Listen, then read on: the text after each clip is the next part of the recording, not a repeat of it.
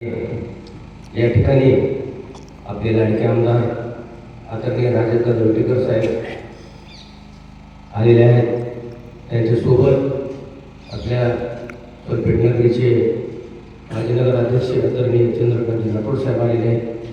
तसेच आपले उमेदवार आदरणीय आणि रनिंग जिल्हा परिषद सदस्य सूर्यवंशी साहेब या ठिकाणी प्रचारासाठी आलेले आहेत. सर्वप्रथम मी माननीय अजितदादांना भावपूर्ण श्रद्धांजली अर्पण करतो. माननीय विठ्ठलरावजी सूर्यवंशी साहेब, दशरथरावजी सूर्यवंशी साहेब गेल्या पंचवार्षिक जिल्हा परिषदच्या आमच्या गावाला त्यांनी भरपूर भरवाशी विकासाची कामं केली आहेत. स्मशानभूमी दिली आहे, स्मशानभूमीला जाणारा रोड दिला आहे. आणि त्याचबरोबर हे आपला जास्त वेळ घेणार नाही, मी थोड्या शब्दात सांगतो की बोलले तरी साथ आले त्याची बंद विभावली असे आपले उमेदवार विठ्ठलरावजी सूर्यवंशी साहेब यांना आपण भरघोस मतांना आपल्याला निवडून द्यायचं. अजित साहेब म्हणजे कधी कामासाठी गेलो दादाच्या घरून तर कोणी वापस माणूस येतच नाही बिनकामाचा. अध्यक्ष साहेबाच्या घरून सुद्धा येत नाही.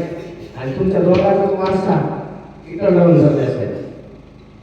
आम्हाला वेळोवेळी आमच्या गावाला भरपूर सहकार्य, दादासारखं सहकार्य विठ्ठलरावजी सूर्यवंशी साहेब करतायत. आणि आमचा हा मोठा ज्वलंत प्रश्न होता साहेब मंदिराचा. मंदिर फारच गोळलं आणि मंदिर होतं मोठं आणि त्याचा तयार करायचा खर्च मोठा होता.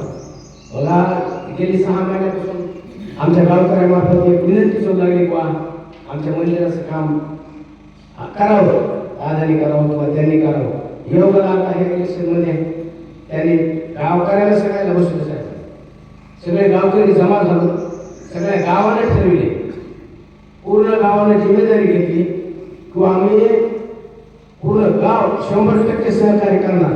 आणि नंतर मग 2-3 बैठका झाल्याच्या नंतरच म्हणलो साहेब आता काय हरकत नाही म्हणून माननीय विठ्ठलरावजी सूर्यवंशी साहेबांनी हे महादेव मंदिराच्या पुढचा स्लॅब आणि शिखराची उंची 55 फूट एवढा मोठा खर्च आम्ही गाववाल्यांना त्यांना लावला आहे. आता आपल्या सर्व गावकऱ्यांची जबाबदारी किंवा आपण त्यांना भरघोस मतांना त्यांना निवडूनच द्यायचंय आणि त्यांचं स्वागतच करायचं. या गोष्टीवर काय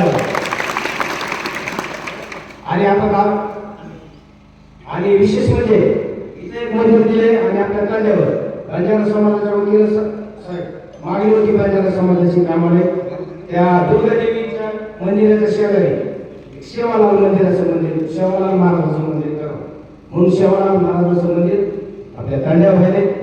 गावात महादेवाचं मंदिर व्हायले. गाव हे सात्विक आहे, भाविक आहे. साहेबांच्या गावाची परंपरा आहे. आमच्या गावात चातुर्मास सप्ताह असतो, 4 महिने विवाह असतो.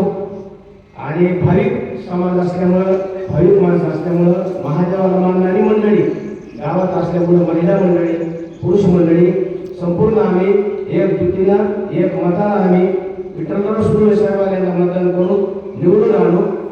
एवढा मी आपल्याला गावकऱ्याच्या वतीनं आज एवढा आणखी शब्द देतो. बोलता बोलता दादा म्हणले की मला काही बोलण्याची इच्छा नाही.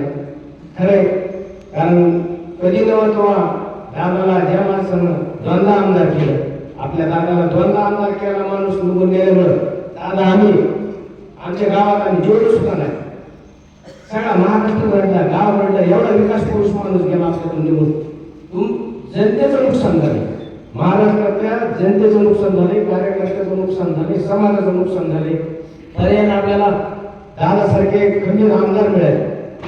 आणि आता एकदमच त्यांचं क्षेत्र हरवलं म्हणजे दादाचं क्षेत्र हरवलं म्हणजे आपलं क्षेत्र हरवले. खूप मोठं नुकसान झाले. आम्ही तुमच्या भावना समजून घेतो.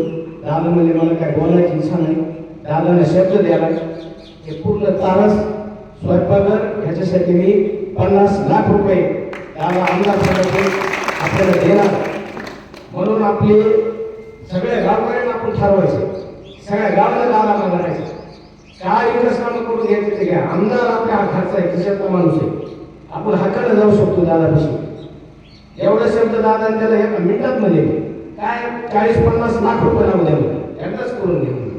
एवढं जर हसत म्हणजे एक असं काम पूर्ण करता एवढा निधी दादा द्यायला आपल्या गावकऱ्याची जिम्मेदारी बरं का गावकऱ्या माझी कळकळीची हात जोडून दिली ही सीट आपल्याला काही करून निवडून आणायची कसे प्रयत्न करायचे दादाच्या मागायचं आणि मान्य विठ्ठलराव सूर्यवंशी साहेब यांची सीट आपण निवडून आणू असं त्यांना शब्द देऊ पंचायत समितीला आणि किती यादव आपले उमेदवार दोन्ही घडीचे बदल दाबा आणि आपले दोन्ही उमेदवार भरघोस मतांना आपण निवडून देऊ एवढं बोलतो सांगतो